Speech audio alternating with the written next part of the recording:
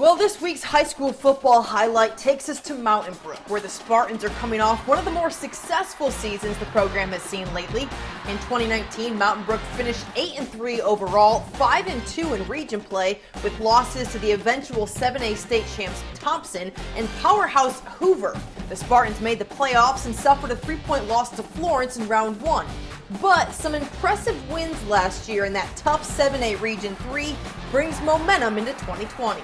Everybody said it was going to be a down year, and it's really enjoyable just seeing those seniors prove everybody wrong. I felt like last year we were just a few plays away, from being in the mix, and I think the thing that it gave our kids a lot of confidence. There are some big changes this season as Chris Yeager enters his 21st year at the helm. Mountain Brook dropped down to 6A, where region play might not be as difficult, but that classification is double in size compared to 7A, making the postseason a challenge for everybody. Yeager's group will feature more than 40 seniors this fall. Coach says it's a group of guys who are ready to grind. I think what people think about is the region that we were in. It is a playoff caliber football team week in and week out, and you get the same thing in 6A. There are teams that are just as good in 6A. It's no cakewalk. There's a good football game every single Friday night. So here's a breakdown of Mountain Brook's schedule this season. They'll open with rival Vestavia Hills at home and will begin region play on September 4th against Woodlawn on the road. The Spartans will go up against old region foe Thompson in week 5 before rounding out region play with Briarwood, Homewood, and Chelsea. From your perspective, how have things been going for you guys, your team, and your staff so far this summer? We have had a fantastic summer. It's even with all the obstacles, I think the modifications and the guidelines, they've been wise. I think that they've been doable. Our training staff, Jake Jordan and his staff, they have done a remarkable job. I feel like protecting our players, but at the same time, giving us an environment where we can prepare them for the first game, because it's not just protecting your players from the virus, but they're going to play week one way or another, and there's also preparing them to where there's a level of readiness in that game to where they're protected. A lot of uncertainties, but there is something that we are certain of. Okay, y'all moving from 7A to 6A, and a lot of folks who maybe are like, oh, okay, well, life got easier for Mountain Brook moving out of 7A, tough region, understandable. But 6A is not some cakewalk. What are your thoughts on going into this season, being a 6A team in the region that you're in? Well, we have played 6A teams in the past. We played Gardendale last year, went into overtime. We played Ramsey a few years ago. The year they won the state championship, we beat them at the end of the game. The next year they beat us. And there are great teams in 6A. I think what people think about is the region that we were in. It is a playoff caliber football team week in and week out, and you get the same thing in 6A. There are teams that are just as good in 6A, and like you said, it's absolutely it's no cakewalk. There's a good football game every single Friday night. We've had the opportunity to look at these teams on film, and the first thing that you do, you start turning on film, and you see the Homewoods and you see the Clay Chalksville and Pinson Valley and Oxfords. First thing you see is great football players, great coaching, great programs that jump out at you. Football in Alabama from top to bottom, I don't care if you're playing 1A to 7A, football in Alabama is good, and you better be ready every Friday night. Coach, y'all really had a fantastic season last year, just some great games at home and away. How is that momentum from last year going to kind of carry over into this year? Has it motivated guys to say, hey, this is how good we are, this is how good we can be? Well, last year, we for us, we had 25 seniors last year, and there were a lot of people in the group had not been very successful throughout their career. I think they won maybe a total of five games, from the 7th grade to the 9th grade, and everybody said it was going to be a down year. And it's really enjoyable just seeing those seniors prove everybody wrong.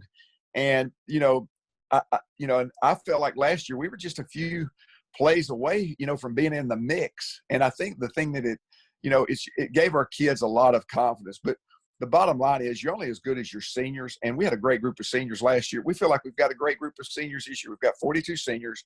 We've got 14 returning starters. We feel like we've got a good football team, but we feel like we're going to play good good teams. But, we're excited. We just hope that we get a chance to play and to see how good we are for ourselves. That's quite a few seniors, Coach. Pretty impressive.